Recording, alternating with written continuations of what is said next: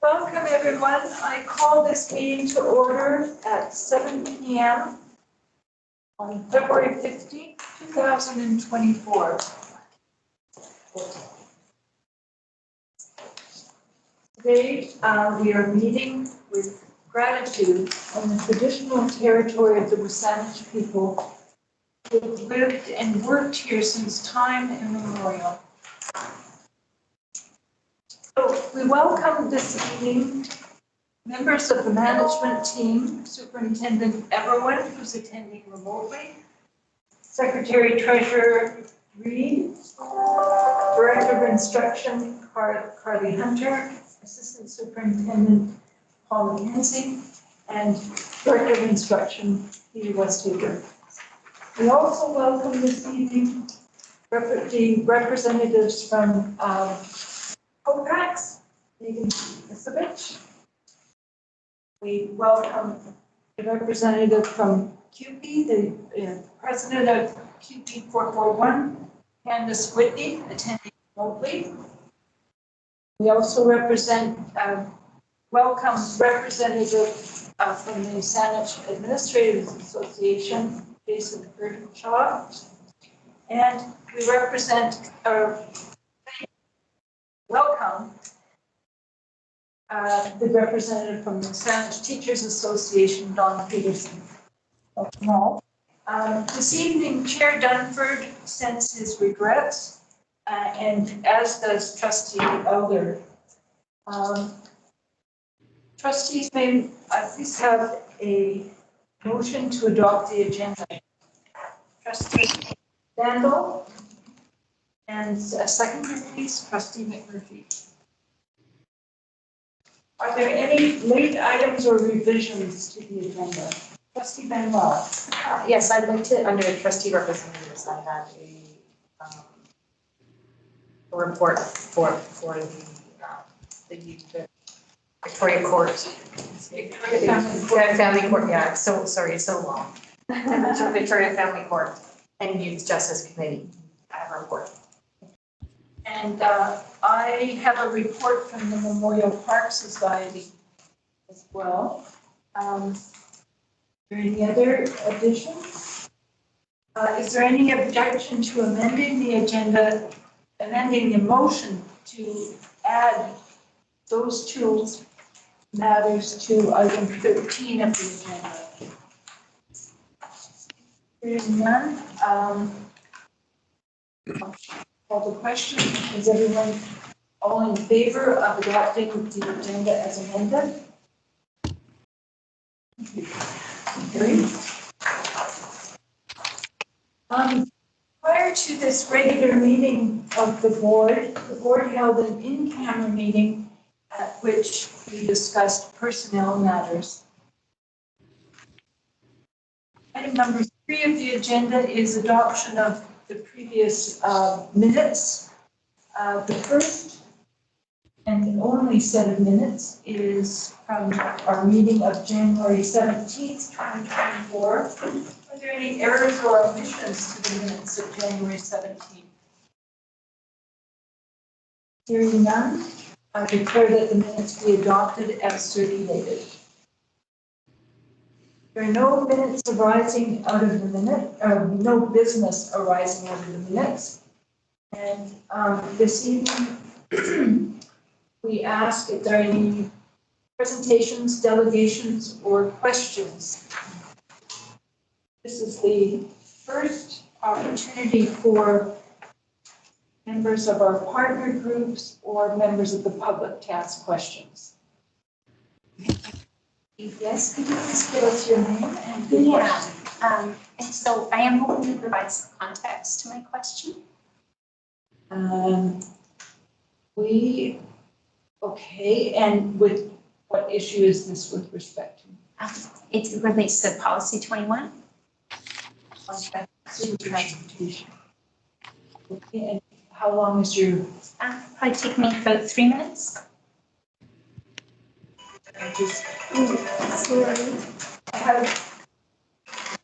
I would just ask, have you written to the board about this?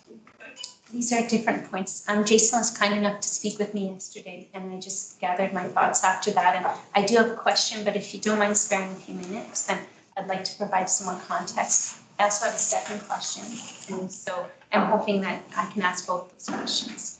Okay, fine. Could you please stand and give us your Hi, and can you let me know if you can hear me? I have a pretty soft voice. Okay. Hi, my name's Laura Judson. I'm a Sydney resident and I have two daughters at Deep Cove Elementary. They're in the French immersion program there, and one of my daughters will be graduating this year. My question is related to changes to Policy 21, the bus and van transportation. And I do want to provide some context to my question.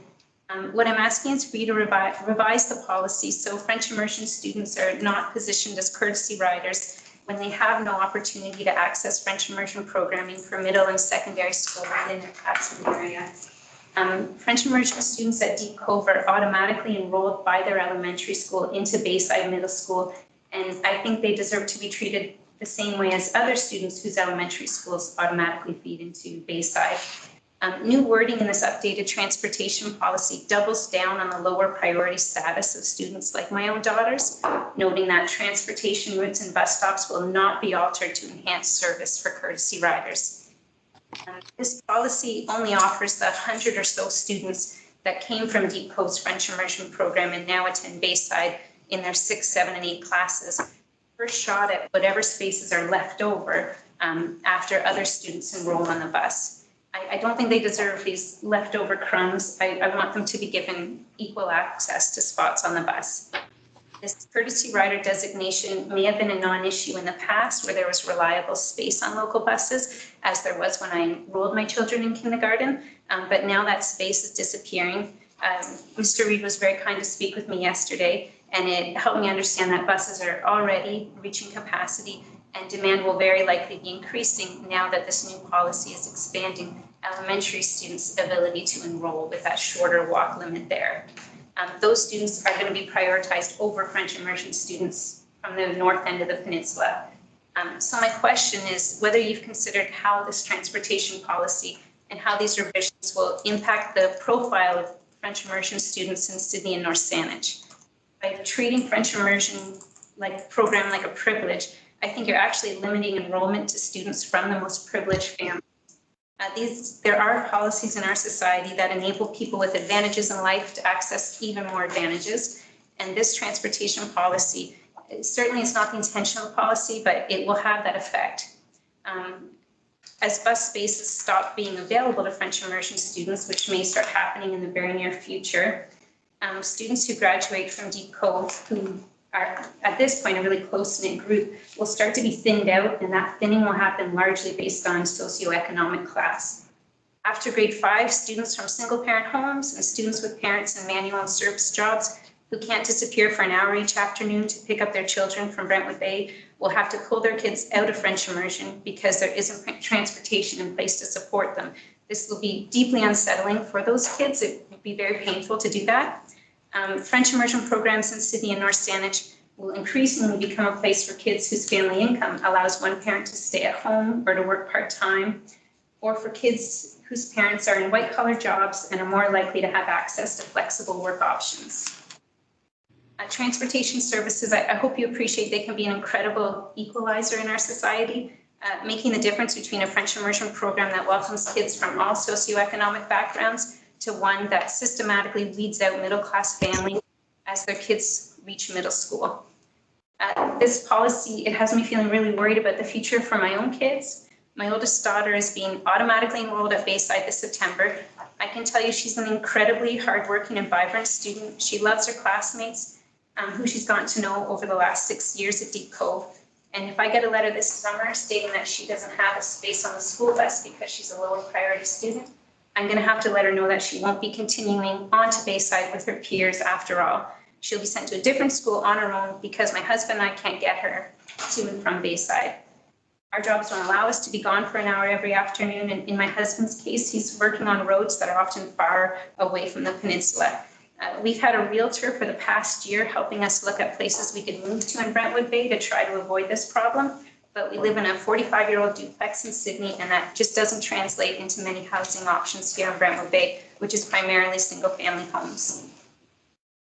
We've also been looking at public transportation options, and I think that's a really good option. I don't think it's unreasonable for a middle school kid to take a public transportation, but in Brentwood Bay, there are so few options. The one bus we could find that allows a direct route from Brentwood to Sydney runs every 2 hours. It's unforgiving. That's not strong public transportation service. We've tried helping my daughter establish more independence, and what we know is she's not ready to be on her own at McTavish Exchange trying to manage a transfer on her own.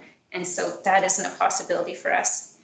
I don't want my daughter to be left behind while her graduating class continues on to Bayside Middle School because of a policy like this that considers it a mere courtesy to let her on the bus if space allows. Please consider designating French immersion students who are attending the only middle school and secondary school with French immersion in the region as regular students in this policy. Otherwise, I don't think you'll have regular students from Sydney and North Saanich able to partake in French immersion at the middle school and secondary school levels. Students like my daughter, who gives her absolute all in school, will discover far too young that kids like her don't really belong in French immersion.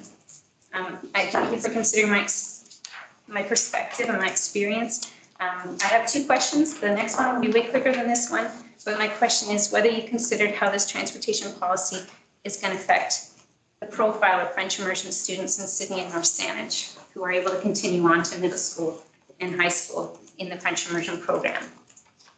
So that's the first question, and the second question? The second question I have is whether you're familiar with the report that came out from the Government of Canada in 2021. It's called the Modernization of the Official Languages Act. And in it, it identifies that there is a strong willingness in BC and in Ontario to master both official languages. And we need that if we're going to be able to continue to uphold the Official Languages Act. We're in this cycle right now, and it talks about this issue where there's strong demand to be in French immersion programs. There aren't enough teachers available that can speak French. And it says that we need to move beyond encouraging kids to enroll in French immersion and identifying and removing barriers. And transportation is one of those barriers.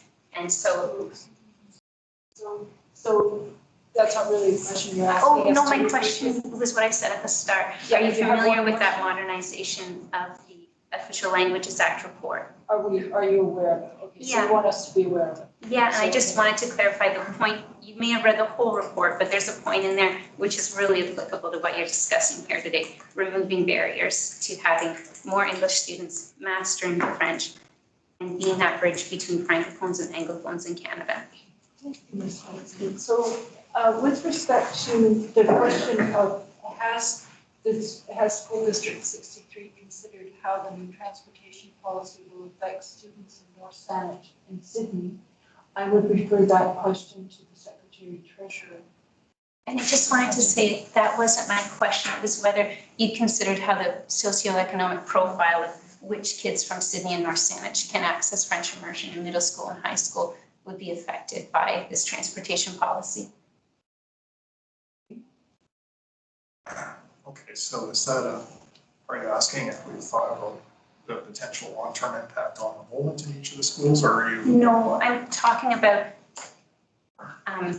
a sort of rich gets richer sort of systemic situation where kids in Sydney and North Saanich that don't have the advantages of a stay-at-home parent or a parent with a white-collar job with more flexibility or a parent that can work part-time, how they will be kids that have to be removed from the French immersion program from middle school and high school because the transportation policy isn't there to act as an equalizer. Okay, so it's equity. Yeah, Okay. and I think you're going to see the profile of who is in French immersion at those ages from the Sydney and North Saanich communities start to noticeably reflect socioeconomic. I understand the question. That truly is a policy matter, and while I can't speak for the board on that matter, I can say that a focus area of the transportation policy was ensuring that district-wide and as a whole, the system supported vulnerable students and supported equity, but while also recognizing that there are limitations to the system. And we've heard a number of concerns from families about access to transportation for French immersion. But the board also heard concerns from a number of families about the walk limits for children in K-5, concerns around families being able to access an educational program at the regular program catchment school. And so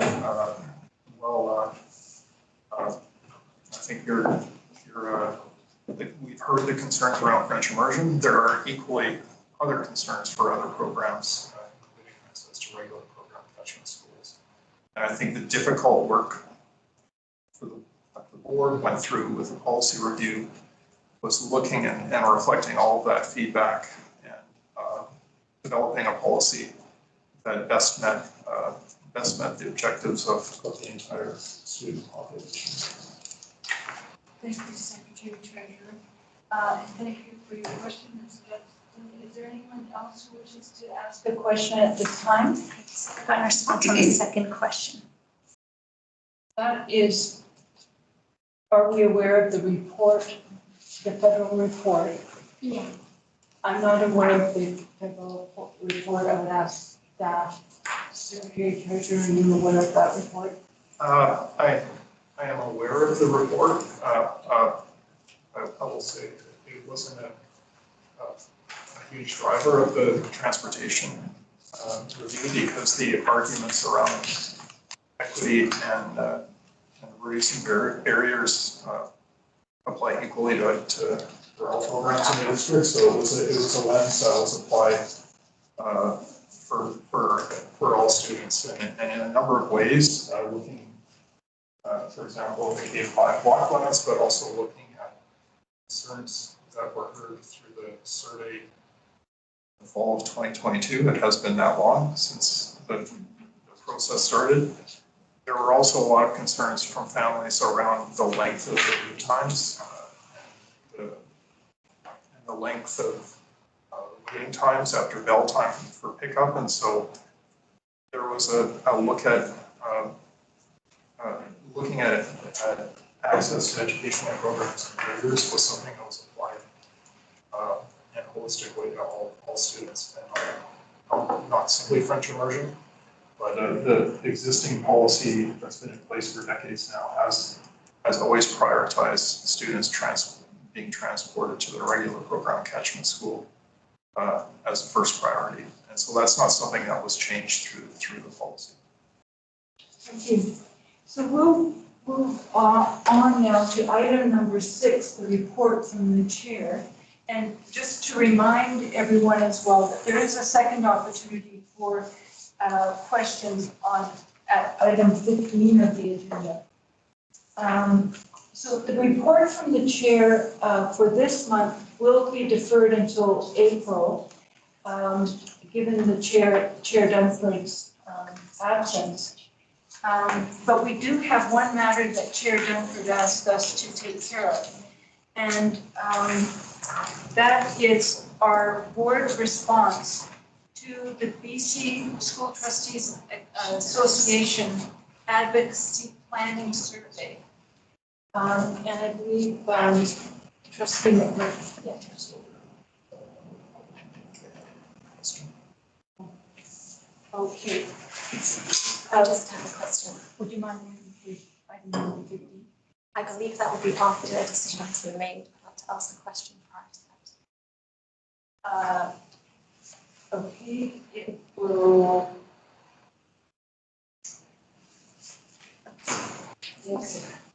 Yeah.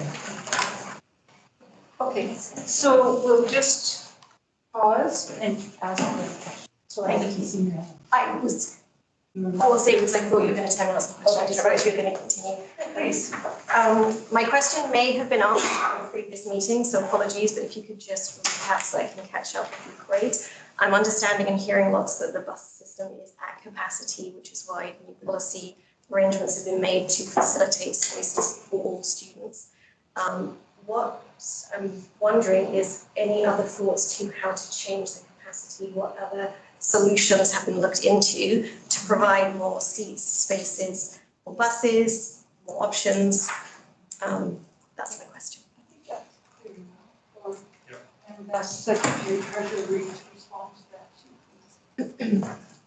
Yeah, so something we're working on now is how we're administering registrations.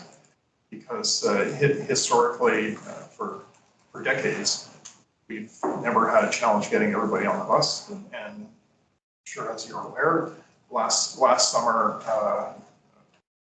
we were challenged in that regard, and we saw a significant increase in registrations on a number of routes that required us to waitlist parents.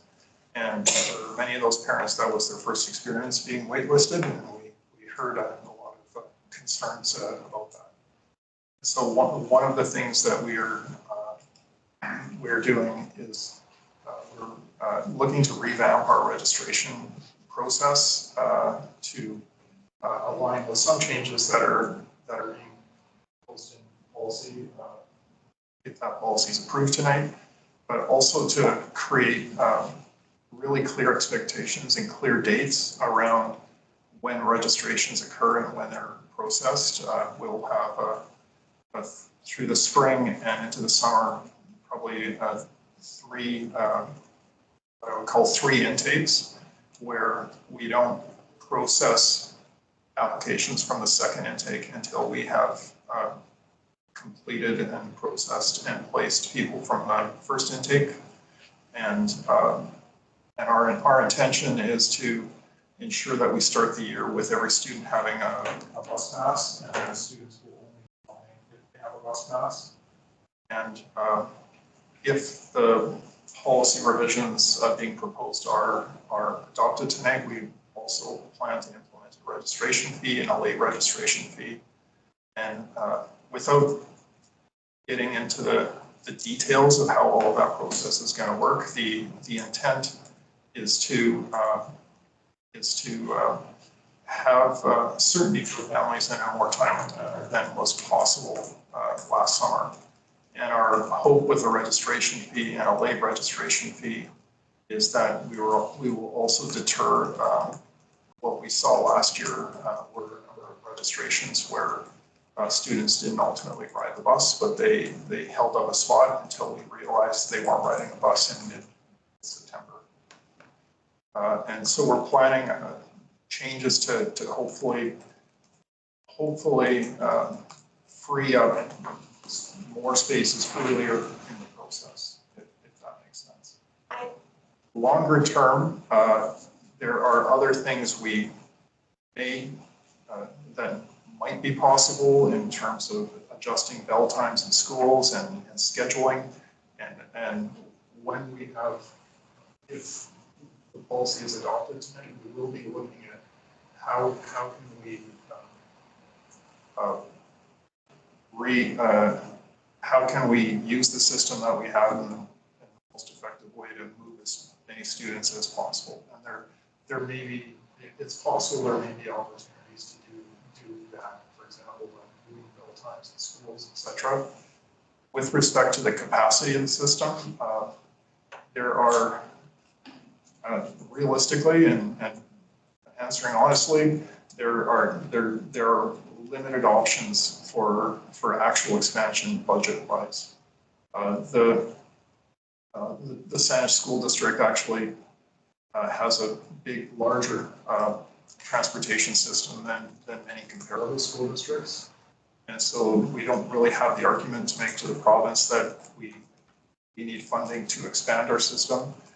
We receive enough funding. We, on an overall basis, have a system that we move more students than neighboring districts like Sooke and Nanaimo. And so on an overall basis, there isn't an argument to make to the province for additional funding. And so any funding, any expansion of the transportation system would have to be within the existing budget. And there are no good options from where that funding would come from. Like 10 years ago, families who could have paid were asked to pay a fee for bus transportation. It was implemented and then it was stopped. It was before my daughter was at school, but my niece and nephew. I'm wondering why that came into effect and why that stopped and that hasn't been offered this time. Okay, so I think we are not in a discussion period. So we're going to have to return to the agenda, I'm sorry. And there have been, you will have other opportunities to discuss this with Secretary Treasurer. I was just wondering, wanted Peter to give us, sorry, I'm just gonna start on your doing introductions, is he online? Yeah, yes. So we can hear everything? Yeah, please listen. Okay, and then we can speak to the letter or not later, or? Oh, You said there was is that a a discussion period? question? Is that a question that you have about? I think the question is, can we ask questions when the letters are? No, this is a question period, the first question period, and then there's a second question period at the item 15 of the agenda. Okay, So that's did fine. you wish to ask your question? No, I'll ask it later. What the discussion is. Okay, so, and your name again? Oh, yeah, it is. Carrie Ann, and what's your surname? Adds ADDS. Yes, okay, thank you very much. And so we'll return to the agenda. And, so did you want to ask that question now, or you? No, later. Okay. Yeah. Okay, great. Back to the report from the chair, which we're deferring to April. But we do have to deal with, under this item 6 of the agenda, our board response to the BCSTA advocacy planning survey. And Trustee McMurphy. I would move that the board respond to the BCSTA advocacy survey stating that the top 3 advocacy priorities of the Saanich Board of Education are: 1, a revised funding model to ensure fairness for slow to moderate growth districts to overcome the inherent disadvantages relative to rapid growth districts; 2, a funding formula that adjusts annually and predictably for inflation; and 3, dedicated support for district's ongoing commitment to evidence-based planning, including a reworking of the FESL protocol to focus on more reliable and authentic measures of success. And Secretary, Trustee Hickman. Thank you. Trustee McMurphy, did you wish to speak to the motion? I think the wording speaks for itself. I don't think Thank you. it says what I would say. Thank you. Trustees, any discussion? Okay, I'll call the question. All those in favor? Motion is carried. Item 7 of the agenda is a report from the Superintendent of Schools. Superintendent Everlin. Thank you very much, Madam Chair. I have another slideshow to share the board and gallery this evening. Every few years, there's an organization called the OECD that publishes some international results on student achievement. This particular assessment is known as PISA.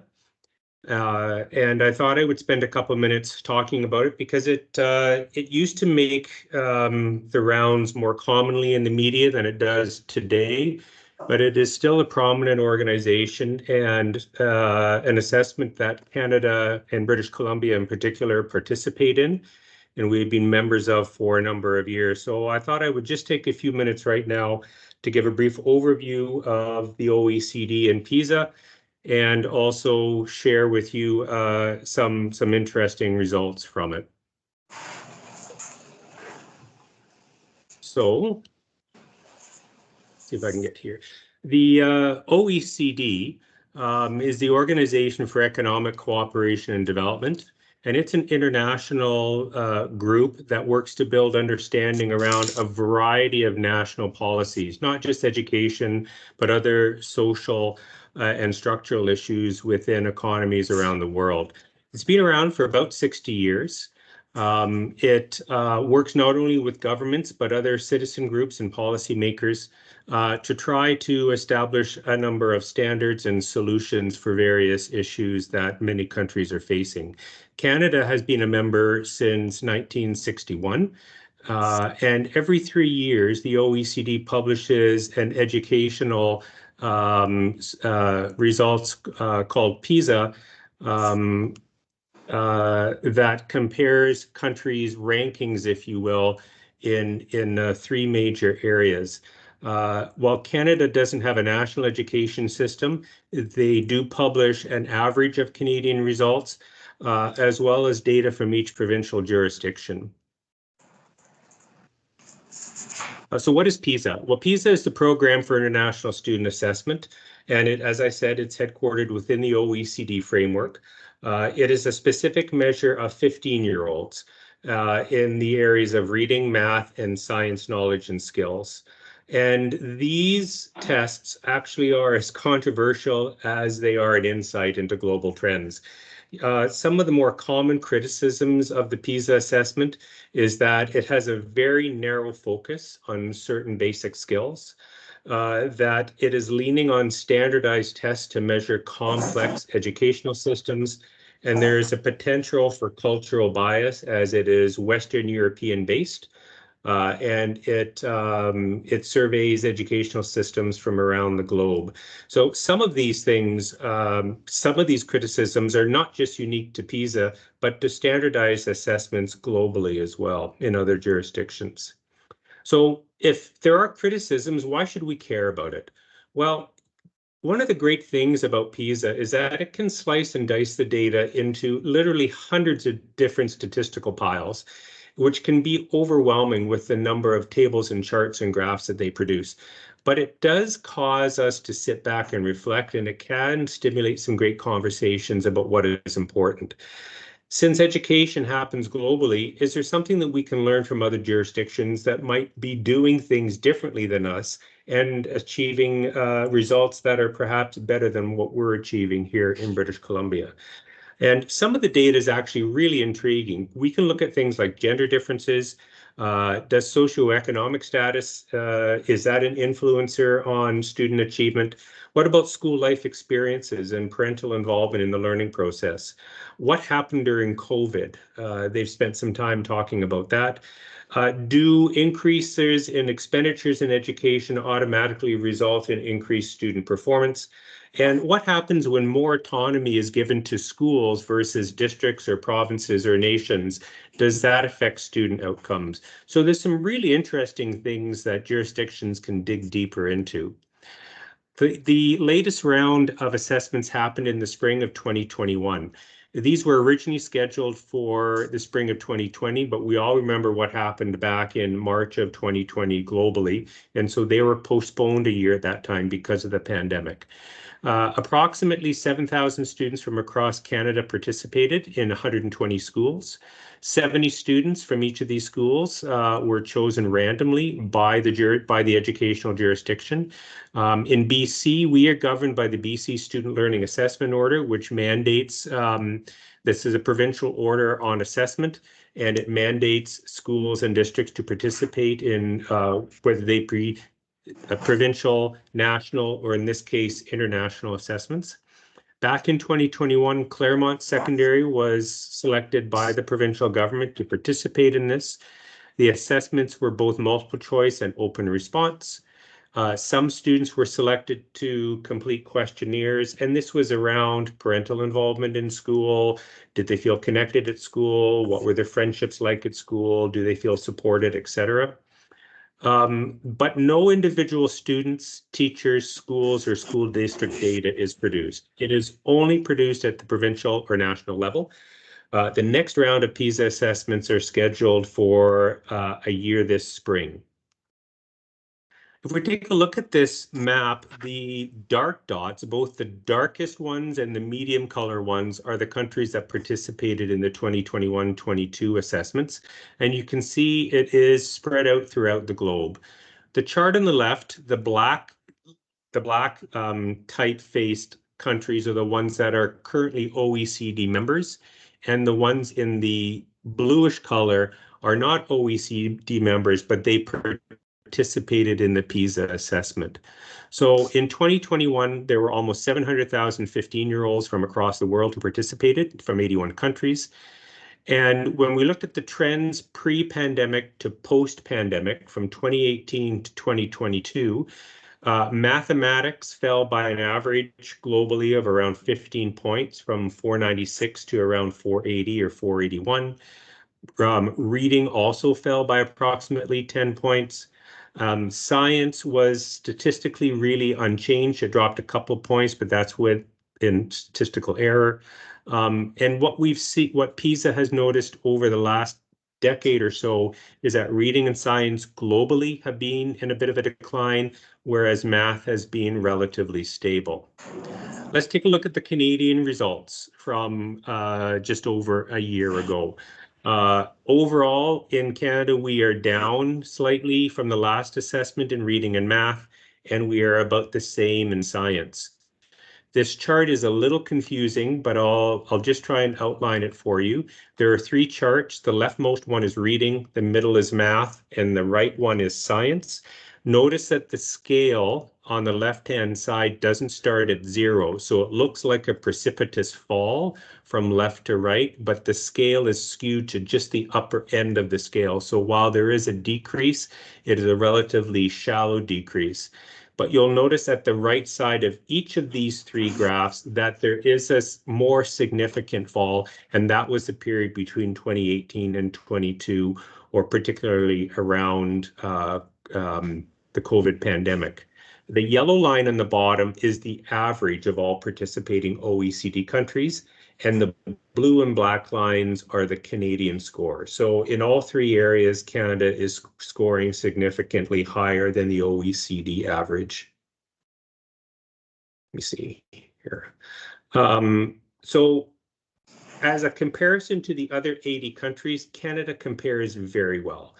Of the 81 countries, only 16 countries had more than 10% of their students who wrote attain a score of 5 or 6. 6 is the highest possible score. It's out of 6. And so PISA looks at scores of 2 or below or 5 or above.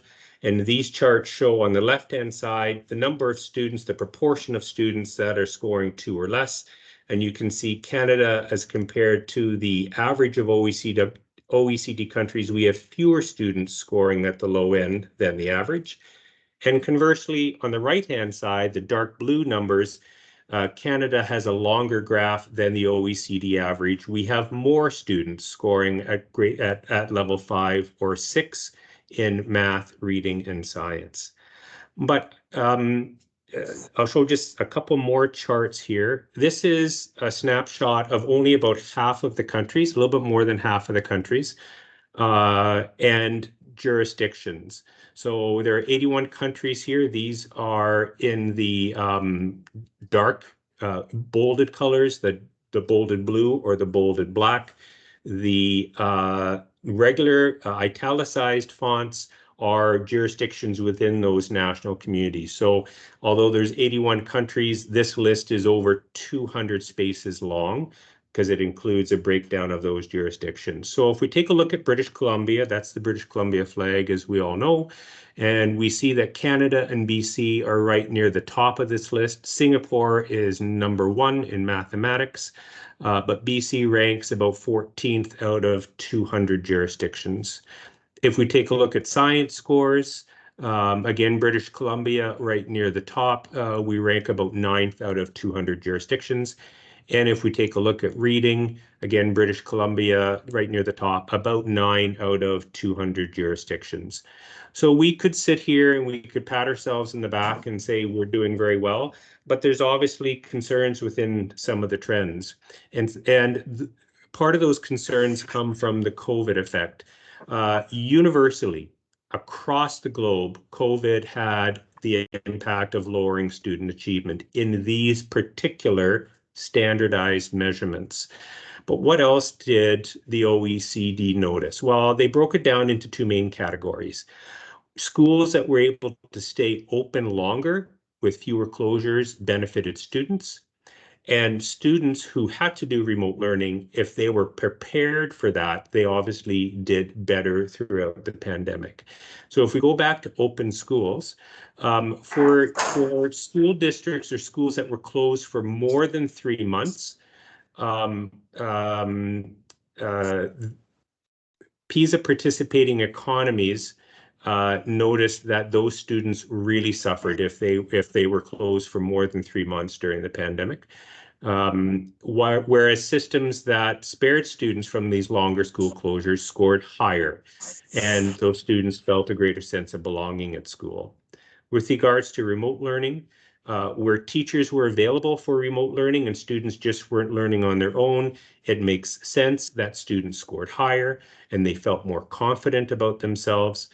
So here in British Columbia, where we had the emergency remote learning with teachers logging on with students using the Teams platform like we're using tonight, those students scored higher.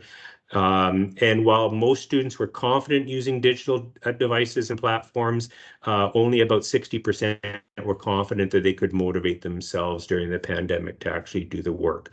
So it's not surprising that we see those effects from COVID. What else does the global 2022 data tell us? Well, trends in academic outcomes have remained mostly stable with some recent declines in math. That socioeconomic gaps continue within all areas around the globe, but poverty isn't destiny. And that's an important point to note. There were many jurisdictions that were very poor where the students achieved very high results in these standard measures. So poverty by itself isn't a predeterminant for destiny. Poverty can be overcome. Interesting, something that we've been focusing on here, not only within our school district, but within the province, social emotional outcomes are really closely related to student success. This talks about mental health and wellness and about those social connections and that feeling of belonging. And throughout the globe, schools are being asked to do more to fill in gaps. A good example here in the province would be the Feeding Futures Fund, where schools are now being asked to feed children on a regular basis. This kind of phenomenon is quite common around the globe. While parental engagement across the globe has declined, it is shown to be a key determinant for student success. And that critical thinking, not just the rote memorization of facts and figures, that critical thinking seems to be and continues to be an important cornerstone for student success. Several of the high-performing jurisdictions, according to PISA results, meet regularly to discuss student achievement, including PISA results. BC has been invited to partake in these conversations. I had the distinct privilege of being invited to an all-day meeting just a few weeks ago in Vancouver. It was BC's turn to host this conversation, and there were jurisdictions from around the world there, some of the high-performing ones, such as Australia, BC was there, England, Estonia, Finland, Germany, Singapore were all invited. Interestingly, BC was the only non-national jurisdiction invited to participate. And there were some really robust conversations that were being talked about. Remember, these are some of the areas that are performing well according to PISA results. But it was clear that PISA needs to extend itself beyond just the traditional measures of basic skills. They need to consider additional things to look at. Students need to be able to make meaning and not just do problem solving and decision making. Competency development, something that BC is seen as a world leader in, does not replace foundational skills such as literacy, numeracy, and science, but rather the competencies that we're focusing on here in BC build upon those basic skills and actually prepare students better for the world around them. That relationships, or what PISA calls the social soil, is critical for student success. Teacher-student relationship, student-student relationship, that emotional connection is critical. And that learning environments are not just physical spaces, but also emotional and social spaces. And there's lots of conversation around the budding involvement of artificial intelligence, how it's having an impact on education, and how we need to carefully embrace it and its potential, and many jurisdictions around the world are working to do that right now. So what can we take from PISA? It is a comparison window. Remember, it's high level, or what we call satellite data. It can show trends, but it doesn't really tell us anything locally. Education, as we know, is complex, and we shouldn't just be analyzing it on a single standardized assessment, whether that's local here in BC, like the FSA results, or whether it's the PISA assessments. They are a single measure, and they can offer a window, but they're not a complete picture of the educational landscape. And that PISA is often politicized. Governments of the day will use it to show how well they're doing, and opposition parties will find a graph or a chart to show how terrible we're doing. So it's important that we be careful how the data is interpreted and how it can be spun. If you want to tell a particular story about education in your jurisdiction, you can go into the PISA results and you can find a chart to support whatever you want to say, because it's sliced and diced in literally hundreds of different ways. So that's a snapshot into PISA. There is literally several theses worth of analysis within the data that's published every 3 years, but it is an interesting piece of data to look at and to start wondering, how are we doing compared to the rest of the world? And more importantly, what can we learn from others to make our education system in BC even stronger than it is today? So thank you, Madam Chair. That's my presentation and my report. And of course, if there are any questions, I'm happy to answer them. Thank you, Superintendent and everyone. Trustees, do we have any questions at this time? Hearing none, thank you very much, Superintendent, for Thank you. giving us that perspective.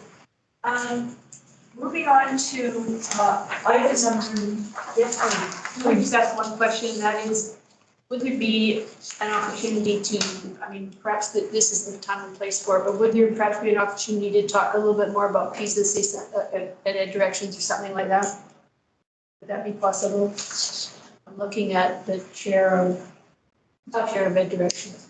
I'm looking at the chair of Ed Directions. yes, and I'm looking at Director Hunter, and perhaps we could, that's a really good idea to add that to our future agenda items on the Education Directions Committee. Thank you. And thank you again, Superintendent, and thank you, Trustee McCarthy. Moving on to Education Directions Committee. Item 9. I'll call on Trustee Vandal to present the report this month. Okay, we have 2 items for recommendation. One is academy fees, and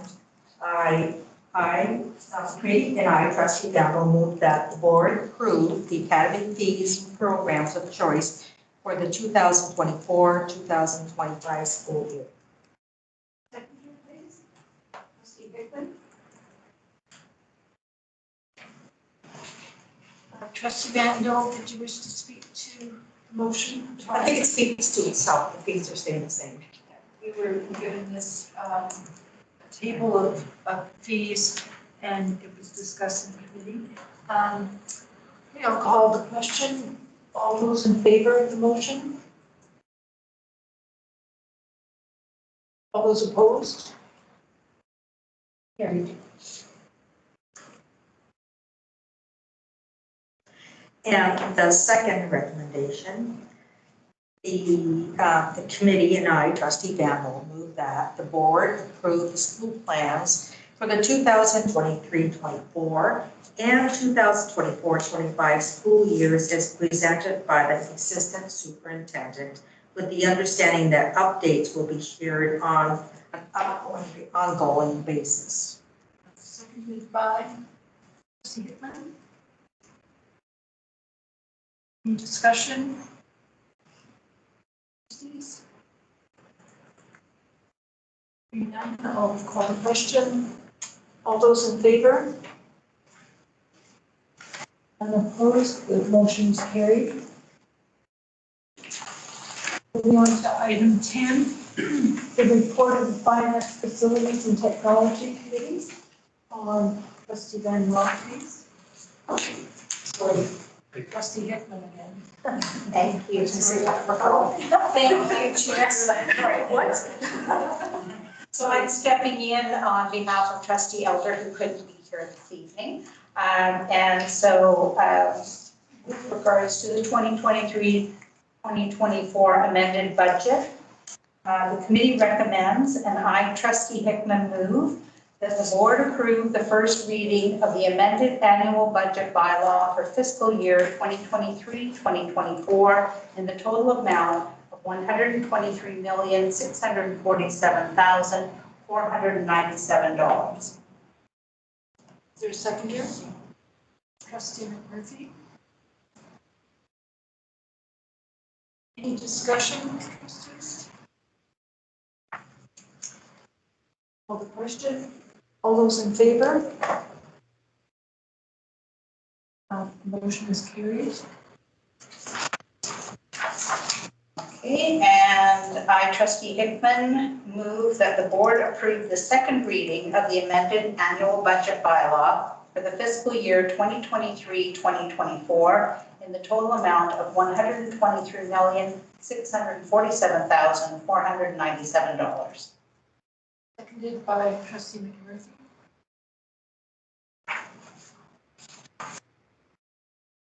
Discussion. All those in favor? Carried. And I, Trustee Hickman, move that the board approve the reading of the amended annual budget bylaw for fiscal year 2023-2024 in the total amount of $123,647,497 at this board meeting for a third time. Seconded by Trustee McMurphy. And I just have to tell trustees that on this third reading, if the vote is not unanimous, the third reading of this bylaw motion will be deferred to the next board meeting in April. In other words, if we're not unanimous in our carrying this motion, then it will be defeated. So, I call the question. All those in favor? Carried unanimously. Okay, and I, Trustee Hickman, move that the board approve the third reading, pass and adopt the amended annual budget bylaw for fiscal year 2023-2024 in the total amount of $123,647,497. Seconded by Trustee McMurphy. All those in favor? Motion is carried.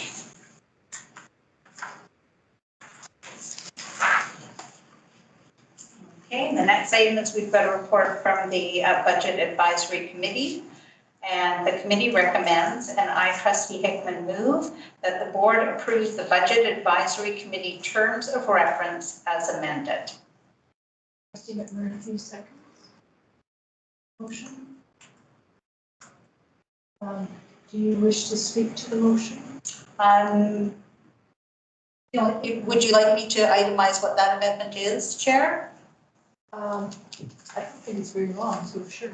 Sure, okay, so the amendment was to add item 6 to the terms of reference to advise the Board of Education on strategies relating to advocacy. Thank you. Any discussion?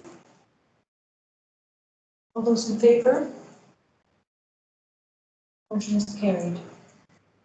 Okay, and the next item is the committee recommends, and I, Trustee Hickman, move that the board approve the 2024-2025 budget process consultation plan as amended. Trustee McMurphy seconds. Any discussion? Did you want me to read that out as well? Okay, great. The strategies to increase involvement in the consultation process, including attendance at the community budget meeting, will be discussed at the February 21st BAC meeting. All those in favor? Motion is carried. Okay, and the final recommendation from that is the committee recommends, and I, Trustee Hickman, move that the board work with senior staff to the following: arrange for a larger delegation from the Saanich School District, including partner group representatives, to meet with the Ministry of Education and Childcare to discuss budgetary concerns relating to unfunded inflationary pressures. Communicate to the ministry specific examples of the impacts of inflation, particularly the negative impacts on student learning. And connect with other school districts facing a similar scenario of low enrollment growth to explore the possibility of a collective communication to the Minister of Education and Childcare. Seconded by trustee McMurphy. Discussion.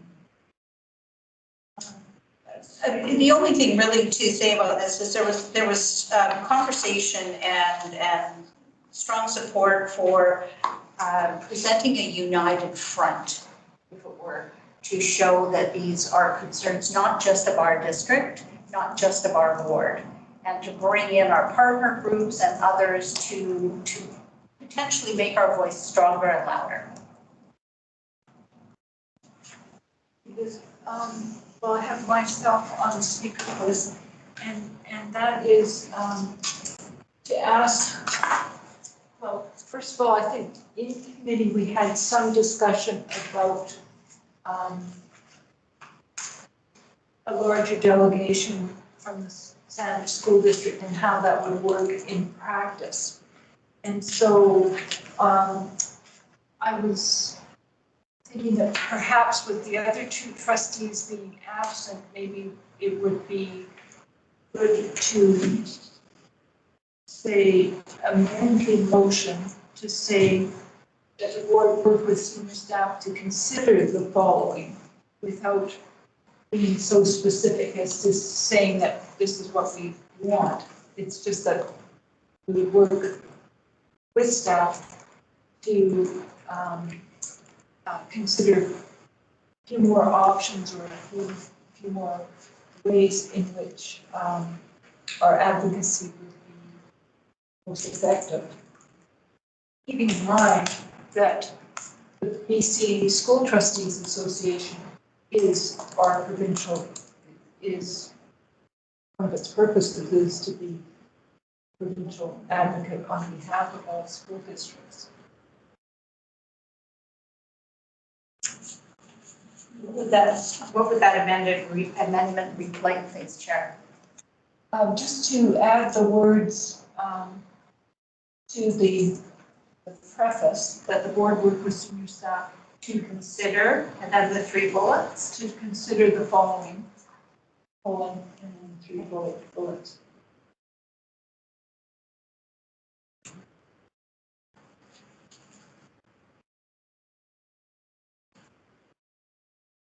Thank you, Chair. I would certainly support that amendment. I think that there's more to be said to this. I think this gives us a starting point, a launch point, if you would, but that there needs to be consideration of more detail before we move forward. So I would certainly support the amendment. So you're making a motion, so we call that an amendment? If it's a friendly amendment, you'd have to seek agreement from all trustees. Otherwise, the amendment to the motion would need to be put on the floor for a vote. Trustee McMurphy, do you have something to say? Could I hear what the motion, what the amendment is exactly? At the beginning of the motion, then it would read that that the board work with senior staff to consider the following, semicolon, arrange a larger delegation from the Saanich School District, and then list all of the others underneath that. Yeah, no, I'd be opposed to that. I don't want to just consider this. I want to do it. I want to communicate to the minister and the ministry. I want to connect with other school districts. I want to have a larger delegation. I mean, I've considered it already. I think the back considered it, and they're recommending this, that we should go ahead with it. And I think we should strive, we may not be able to succeed in accomplishing what we set out to do, but I think we should at least try.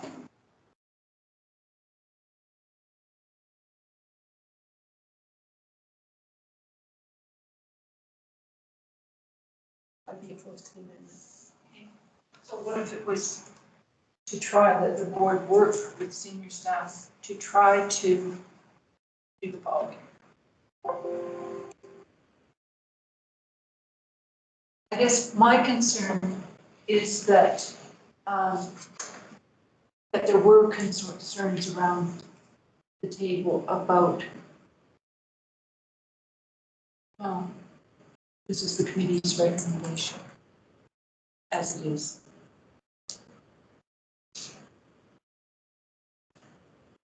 But there are good reasons, I think, to say that a larger delegation to the ministry might not be as effective.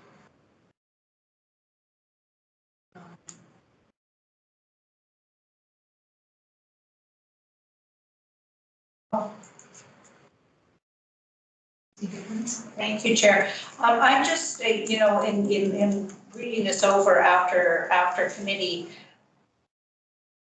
would want more conversation about what does the inclusion of our partner groups actually look like? Is it everyone has a say, or that it's just a show of support physically, but perhaps just the chair is speaking on behalf of all parties? So that would be my concern. What does that actually look like? And does it change based on what type of a meeting it is? Is it a meeting with the minister, or is it a meeting with the ministry? So there's different contexts that could come into play where there needs to be consideration and modification. Thank you. Well, clearly, just because we move this motion doesn't mean it happens exactly as we moved it, because again, we'd have to negotiate with Ministry of Education, A, to get a date, B, to get anybody to talk to us, C, get anybody organized to go. And that's all work to be done. I think if it's from the Saanich School District, then the chair of the board would be doing the speaking and would invite others as appropriate to contribute. I mean, that's generally what happens in these circumstances. So I don't see any problem with setting this out as our goal, as our objective. And then we obviously would have to enter into that discussion with the minister, the ministry. I mean, we may not get any audience at all. But again, that's not in our hands. We can but try.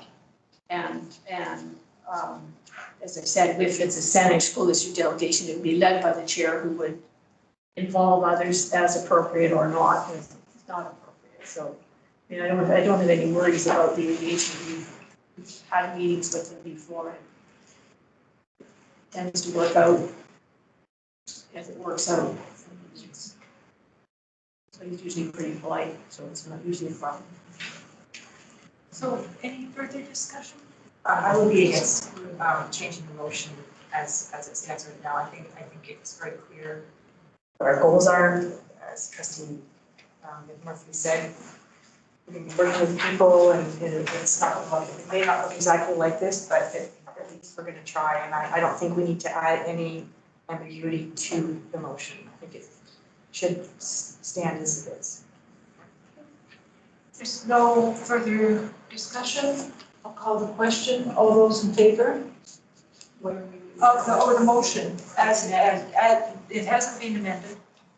And nobody put an amendment, or did you put an amendment on the table? She seconded it. I seconded your amendment, so we But have I to don't vote think on I that. can move an amendment as chair, right? Can't move the motion. So I was suggesting it, so I actually didn't put it on. Oh, okay. He may have spoken in favor. I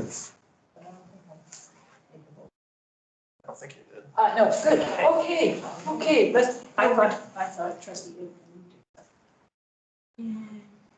Okay, well, let's just go with this motion. We read it again. Did you move the amendment? It wasn't seconded. Because. I don't remember. Would you like to move the amendment?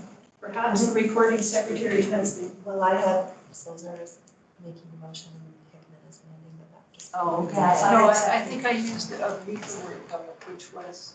Okay. It's not on the table, they just vote. It's not on the Yeah, table. okay. So the motion is as it appears on the agenda. You want me to read it again? Please. No. No, okay. Do you need it reread or it's just as it appears there? Can you see it? I can see it. Okay. All those in favor of the motion? Carried. Thank you.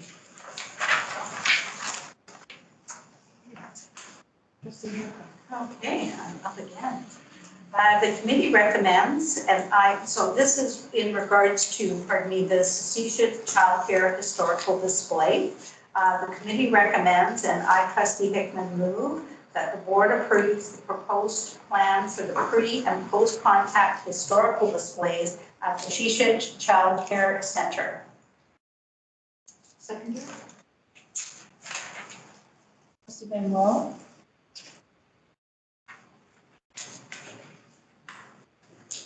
Secretary Treasurer. Through the chair, I just wanted to note for the board that, as you're aware, there are two items of correspondence that are included under the agenda under correspondence on number 14. Items 2 and 3 relate to this matter. So trustees, you will have read the correspondence at item 14, 2 and 3. The letters from Daryl and Nancy Mitchell and Mitchell family, the letter from Peter Terboos. And these people are attending the meeting tonight. And so is Mr. Terboos is attending remotely.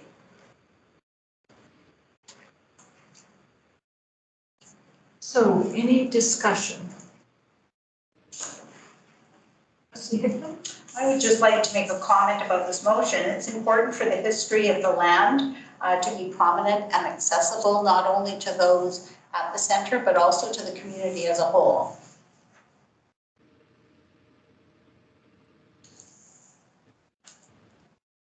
So, Trustee Hickman? I move that we postpone consideration of this motion to the next board meeting.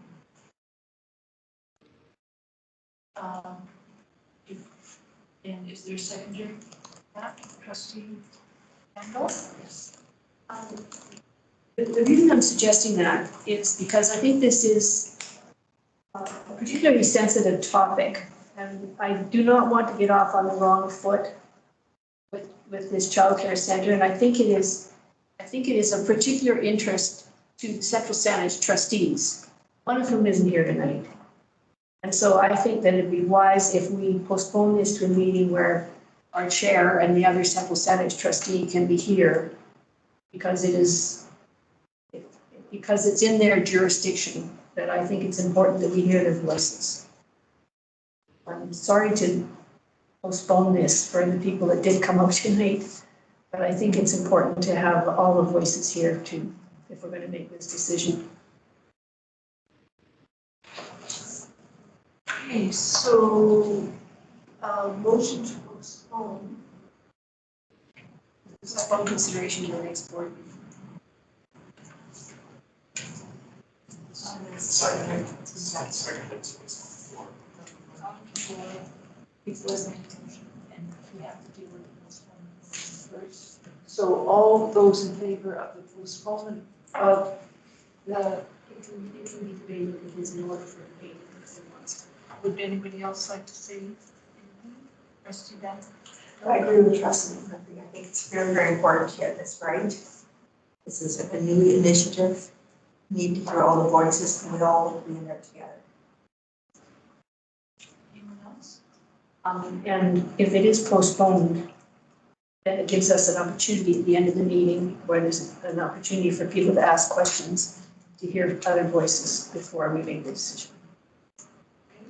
And Secretary Treasurer, would you like to say anything about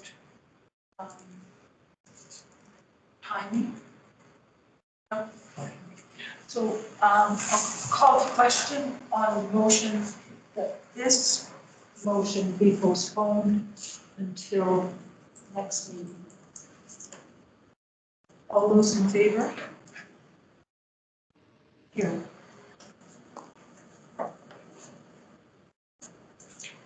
Okay, trustees. The next item on the agenda is the Policy Development Committee report. And call on Trustee Van Shaw. Thank you, Chair. So we have two items for recommendation. The first item deals with Policy 16, the appeals bylaw. We received an email request from a parent that suggested that our policy was not following the Ministry of Education and Child Care appeal guidelines and requested that we review the policy to make sure that it does follow these guidelines. At committee, we had a discussion about it, and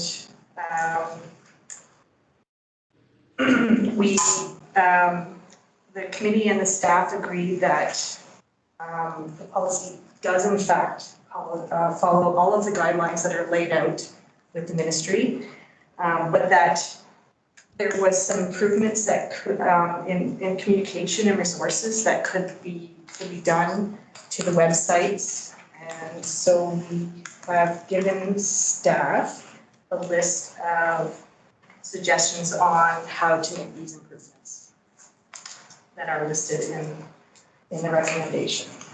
Following that, the committee recommends, and I trustee Van will move, that the board, after reviewing policy 16, requests that the secretary treasurer communicate the research and findings to Mr. Ng in response to Mr. Ng's request that policy 16 be reviewed and amended.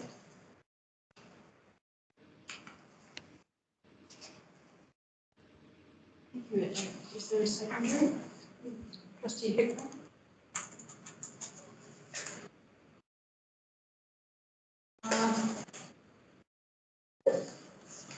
Okay, so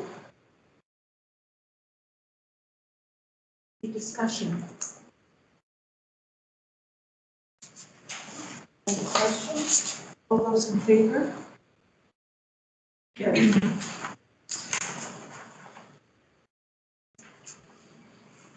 Thank you. And then policy 21, student transportation. The committee recommends, and I, trustee Van, will move, as the required notice of motion has been provided on November 29th, 2023. I, trustee Van, will move that revisions to policy 21, student transportation, be approved. Trustee McMurphy?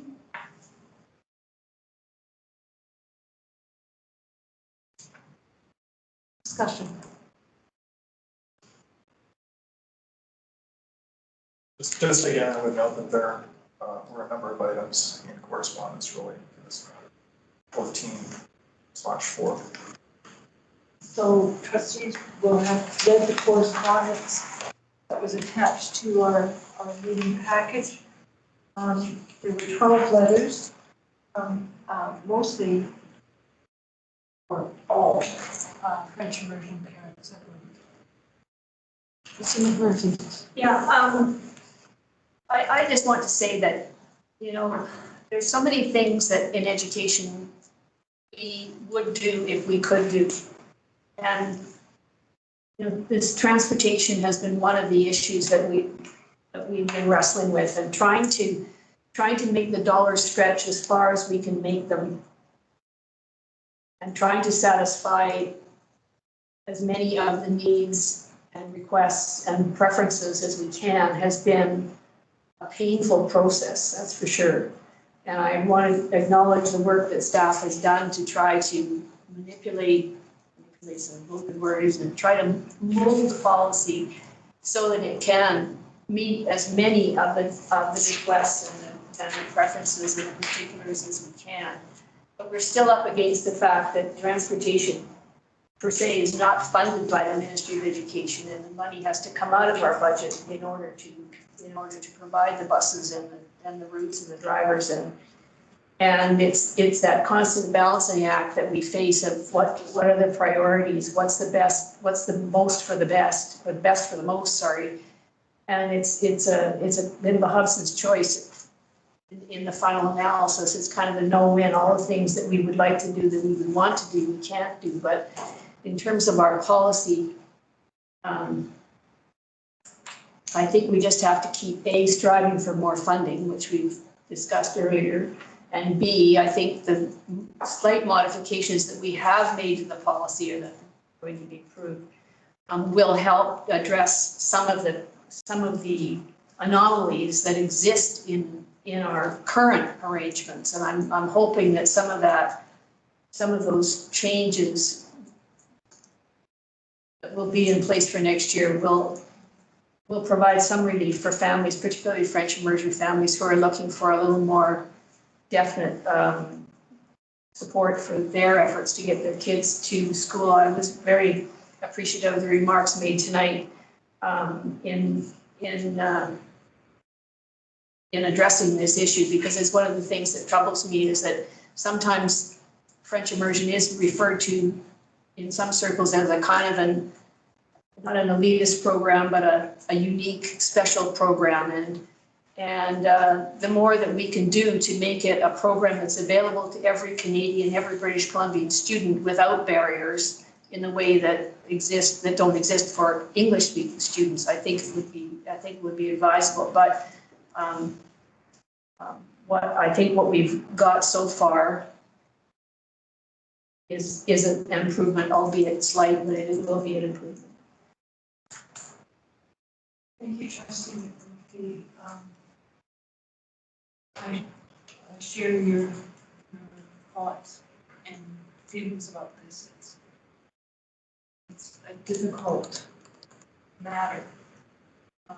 Does anyone else have any comment? I'll just add too that I think that the policy or the changes that are proposed for this, first and foremost, I mean, even just changing the name of the policy to student transportation shows that we are trying to accommodate our focus on students. But that the changes will give our transportation department the flexibility that it needs to try to accommodate as many students as possible. We haven't had the problem in the past, but with more students coming on board, we needed these changes in order to sort of make sure that, everybody that is registered is seated on there. And if there isn't, then transportation has the ability to change that. So we can accommodate more people. Thank you, Trustee. And anyone else? Trustee Hickman? Thank you, Chair. I just wanted to comment that we didn't used to have this problem until we took away fees. And then it kind of became, on a rainy day, my kid can catch the bus, yay.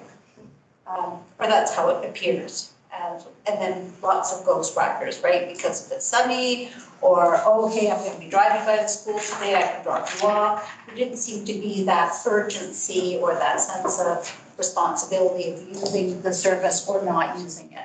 With bringing in the fees, I think that we'll see less of that, more purposeful use of the bus and transportation service, and therefore be able to accommodate more people who actually need it and use it, as opposed to those who it was a nice to have if and when I wanted it. Thank you. If there's no further discussion of the question, all those in favor? The motion is carried.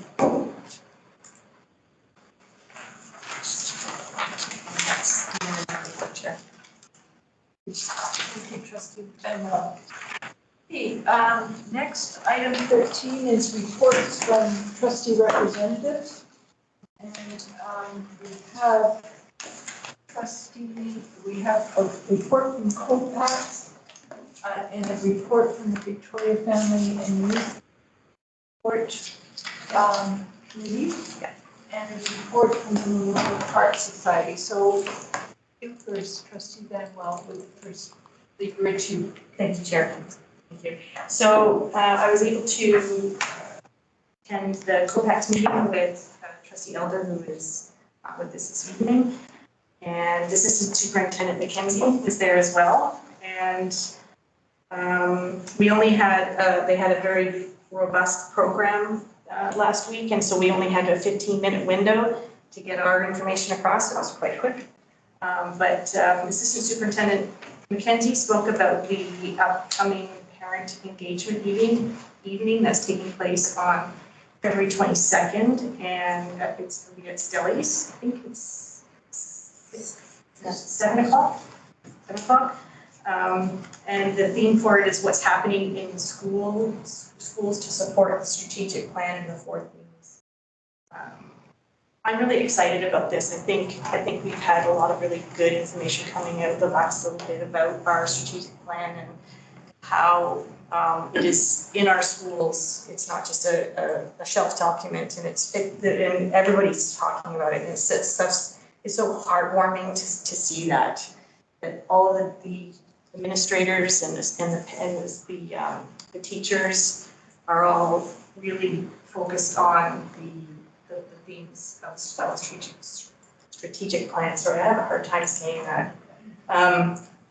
Yeah, so that's coming up. And then Trustee Elder talked about the final budget bylaw that just passed for the current year, the fiscal forecast for the year that we are in right now, and the update from the Budget Advisory Committee, of which we just passed the motions. And then I spoke about the final adoption of Policy 21, the board approval of the school plans for the 2023, 24, and 25 school years. Again, a lot of the school plans are very largely based on the strategic plan and the 4 themes. So again, very, very heartwarming to see that. And the approval of the fees for the academies and programs of choice. So that was it for COPAX. And then for the Victoria Family Court and Youth Justice Committee, I attended that January 25th, of which we had our AGM. So we had a few people returning to the chair and the treasurer, and we had a new vice chair elected. And then we had a presentation from Seth Klama, and he is the event and engagement coordinator at the Moose High Development Society. And he did a presentation, and he talked about, and let me just bring it up here.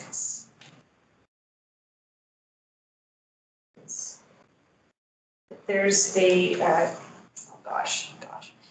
He talked about the upcoming day in May, and I apologize. The Moose High campaign, and it talks about the, so the Moose High campaign is an Indigenous-led innovation. You can get, actually, I haven't seen if anybody wants any, but it's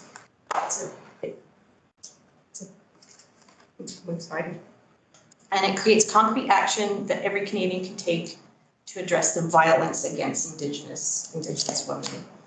And there is a day in May, and I'm trying to find out which day it is, and I apologize for it, but it's a day of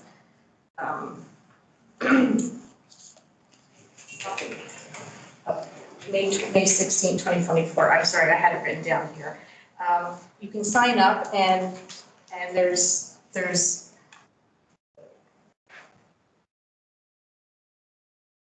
sorry, I wasn't, I didn't write things down, so, it's an opportunity to give your support for the campaign.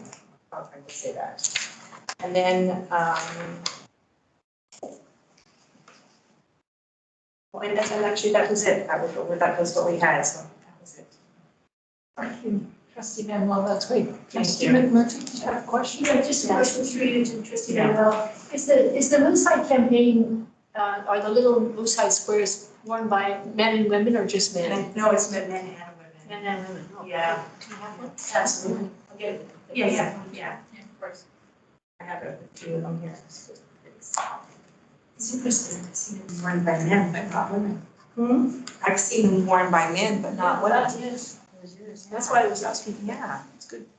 Good to know. Thank you. That's good to know. So my report from the Memorial Park Society, the only thing that I think is really relevant to the school district is that Memorial Park Society, as of January 23rd, still did not have its charitable tax status reinstated. So, but they think they're pretty close. So. How many years has it been? Well, actually, only about a year or two, about a year, when they found out, and, yeah. But, it's an interesting board meeting to attend, because the town of Sydney liaison and the North Saanich liaison, who wasn't there last time, but they bring reports from their districts. And the executive director gives her report. And so you get an idea of what's going on at the Mary Winspear Center. And the biggest thing that's happening there right now is they're installing EV chargers.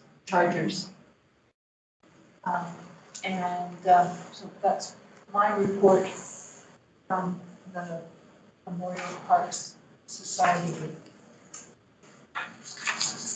Steve? I have a question, why is requiring that your charitable status reinstated? Because they failed to file the required reports to the federal government, and then they got cut off. So they just had to file their back taxes, so to speak. So, moving on to item 14, correspondence. There are 4 categories, as we mentioned. The second 2 are letters from the Mitchell families and from Mr. Trigos regarding the Strategic Child Care Center historical display. The first letter from the Office of the Controller General is the response to our board's request to increase the prescribed threshold for reporting government remuneration. Trustee McMurphy? Yes, I have a question through you to the Secretary Treasurer. There's a line there that says the Office of the Controller General is undertaking a review of the employee remuneration thresholds. Do you know anything more about it than that? Through the chair. No, I don't know anything more than what we received in the letter, but I would say that response is more encouraging than Yeah. the last response that we received a few years ago. Which was, Sorry about you, yeah, and I think, because last time they told us basically go to. yeah.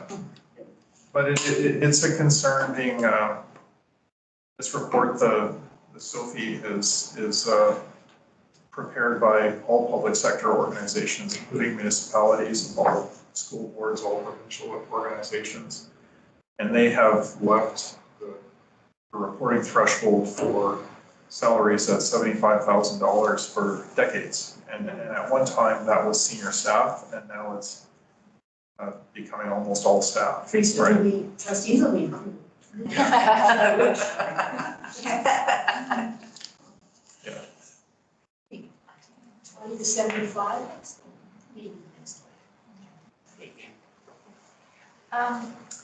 Okay, moving on to the final question period. Are there any other questions from the public? Do you have a question? Hi, guys. This is Nancy Mitchell. Correct. Yes. In the letter, I did ask the question, did you folks approach the naming committee to see what their response would have been to putting the pictures of Emily and William Turgoose on the display board? Is that ever done? We'll see what their response would be. I'll refer that question to Secretary Treasurer Reid, who's been heading up this project. Yes, thank you, Chair. The naming committee, since the name of this was approved, has kind of been disbanded, so they haven't met since. But I did consult internally, including with our cultural experts and our Indigenous education department. Okay. And so that was the extent of our consultations on what we felt would be an appropriate balance in communicating and displaying both histories. Is there any thought into, sorry, and we're having a little problem pronouncing the name, so please forgive me. Shashish. Oh, my goodness. Is there any thought to, we live in a bilingual country where things are in French and English. Could we not have that name with Little Forest underneath it in smaller letters, obviously, so that people understood what the name meant and well, that question, I'm not sure. That's kind of a question that we can't answer, except. Well, I can answer in that, honestly, I hadn't thought of that yet. I don't believe we've designed this sign, so that's something we can take back and think about. Okay, thank you. And did you pass on the certificate of Annie Turgoose from 1890 when she went to the school? Did you show that? With work? Yeah. No, I didn't. I certainly can though. Yeah. Yeah. I think that's pretty awesome, and It is. I thank Leanne for finding that. And I don't know, Peter's up there, so I don't know if he might have a question also. Yeah, I understand. Yeah. Peter's also located another photo of the historical school. Yeah, with the names on it, and we checked our mail as of tonight even, and we don't have, yet he's mailing it to us, 2 copies. I'm thinking of one for us, so as soon as we get it, we will bring it in. Very much. So I don't know if he was, Should I'll ask. yeah, maybe, yeah, there we go. Yeah, Mr. you might have something there. Thank you. Mr. Turgoose, do you have a question? Yeah, there's too much echo in your little boardroom. Reminds me of my first boardroom. We had to meet in portables till we got a board office built. Anyway, thanks for letting me watch your meeting. Do any of the trustees have any questions of my correspondence? Well, that's a question. Do you cherish the history of your community? Yes, I guess we can safely answer that in the affirmative. Yeah, well, anyway, the photo I sent is fascinating. It's from 1888. There's 37 students taught by a fellow named Mr. R.L. Fraser. And it's got all the names of all of the families around surrounding it. It's all handwritten. It's an old photo from 1888, and it just I think it's got some really good historical significance because all the families are named as from these students, all the way from little folks to 14, 15-year-olds by the looks of things. So that teacher should be probably given a medal posthumously by the school board for doing that. I don't know. You imagine if you folks had to hand a classroom like that over to a teacher today. Anyway, I just hope you reconsider the initial recommendations. Of course, I a couple of years ago asked that it be called the Turgoose Daycare Center. And, you know, you have the Indigenous name, and I have an Indigenous grandson. I've worked with many chiefs. In our Rotary Club here, I work closely with Indigenous folks here and know a couple of the past chiefs. And I understand the meaning of the Indigenous history, but this particular piece of land does not have a significant amount of Indigenous history, as I mentioned. So please take that into consideration, and let's maintain a good quality of history of the community. I was born in Victoria. My father was born in Turgoose. My grandfather was born in Turgoose, which is diagonally across from the Prairie Inn where the first post office was, and William founded that post office, and hence the Turgoose name happened until around 1920, until they gave up the post office contracts. So a lot of family history there, and There certainly is, Mr. Turgoose, and we thank you very much for your Yeah. photo and look forward to seeing it. And Well, when are you gonna invite me to the opening? when we have a date for the opening, which we do not at this point. So, but certainly we look forward to discussing this matter actually at next month's board Yeah. meeting. As I mentioned, I had 3 terms as a school trustee. We had around 20,000 students, and I listened to your budget deliberations. It's always been painful, and but we worked on different sites to do with Indigenous, and worked very closely with the Tawasin Indian Band, and so anyway, I sort of understand more than others of what you folks are going through there. So God bless you, and have a good meeting, and we'll talk to you soon. Thank you very much. Trustees and folks, there is no other business as submitted. One question. Oh, sorry. I have a question. I don't know if he's still intense. Go ahead, Lauren. You have one more. Okay, yeah, I had a question because the two people who spoke said that they expect things to improve next year for French immersion students getting a spot on the bus. I really hope that's the case. I'm just asking if you could help explain why you think that would be the case. I am aware of the $25 fee, and I'm also aware that a student in French immersion, while being considered a courtesy that they get a spot on the bus, would get priority over someone wanting to attend Bayside for like a rugby program. My understanding is that this policy will have a net negative impact on the odds of a French immersion student getting a spot on the bus because you've lowered your expectations around active transportation for elementary students. This at a time when Central Saanich and North Saanich, the town of Sydney, just completed their first active transportation plans with a commitment to increase active transportation. And because with this new policy, my understanding is that a grade 5 student who didn't want to bike 3 kilometers to school would get priority over a grade 6 student who lives 13 kilometers away from Bayside and needs to get there to continue in their French immersion program.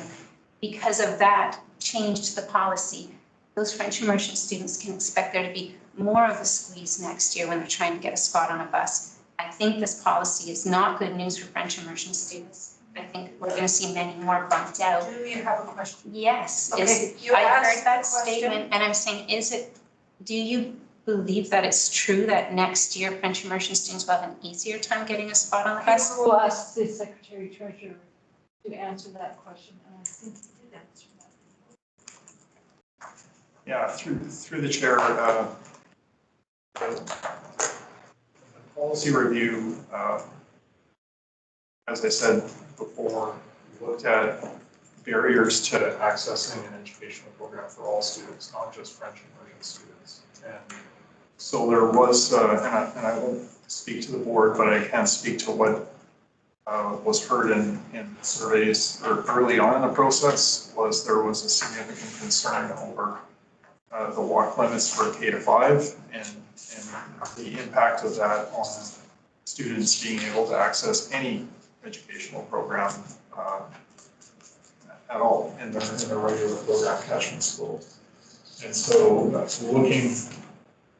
looking at policies provincially, the board also observed that in most other districts, the K-5 walk limits were lower. And so ours were an outlier. And so with the lowering of that walk limit for regular program catchment schools, there is the possibility that it could lower the availability of space for courtesy riders. And I think we did discuss that balance in the 4 open houses we had, that there was a balance that was being achieved looking at equity and barriers for access for all students in the district. Where we think we can improve the process for French immersion students is in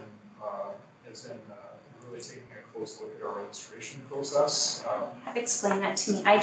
Two people said they expected things to get better next year for French immersion students. After I spoke with you on the phone, it was clear they're going to get worse. Chair? I was one of the people who spoke to that, and I did not direct my response or my comments to French immersion specifically. I said that the transportation system as it is. So I just want to clarify that. Thank you, Chair. Yes, but just as a matter of the rules of the board and process, we don't enter into discussion. I understand. It is just an answer question. So, Secretary Treasurer, did you want to say anything further? Yeah, there was the other thing I would say is that now that we've reached the capacity, and capacity is becoming an issue and is becoming a concern for families, we are looking at the system we are looking at far more closely at how we can optimize the system, and some examples of that, which we're reflecting in, which we would reflect in new administrative procedures now that the policy has been adopted, is looking at things like we will no longer allow riders on the bus for extracurricular. We will be limiting ridership on the bus to and from school and that student's home address or home addresses.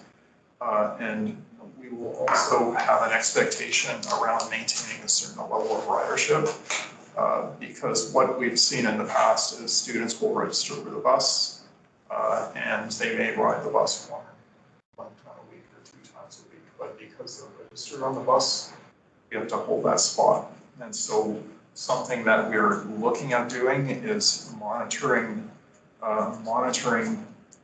the level of ridership and having an expectation that a certain level of ridership be maintained to hold on to that spot. There are other possibilities that we may look at, which could include, this is down the road, but other possibilities we can look at possibly is adjusting bell times of some schools, which will allow us, if we stagger bell times in a different way, it can allow us to do more, transport more students with the system we have. And so I can say, aside from the policy aspect, now that we've reached capacity and it's becoming an issue, we're now looking far more closely at all of those different options. Thank you. And did you have a question? Not a question, I didn't look at a helpful answer. That's a no. Thank you. There have been no other questions. There's no other business as submitted. Nothing else for information. And so if there are no objections to adjourning the meeting, are there any objections to adjourning the meeting? Then, hearing none, I declare the meeting adjourned at 9:44, or 8:44. Thanks for filling in, Vice Chair Silver.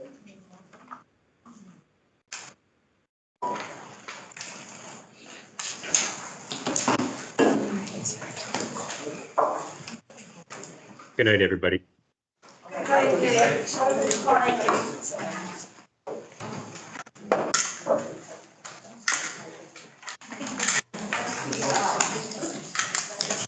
Good night, everybody. Candace.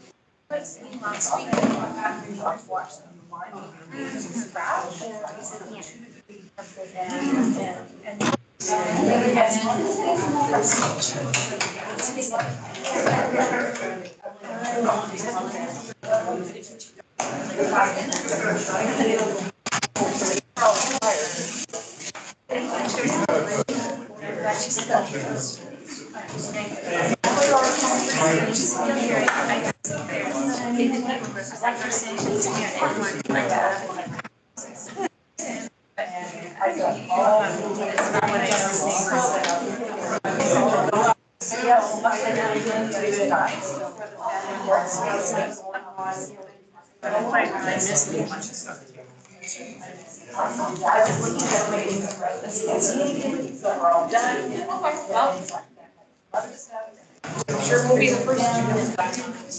When you only have 5.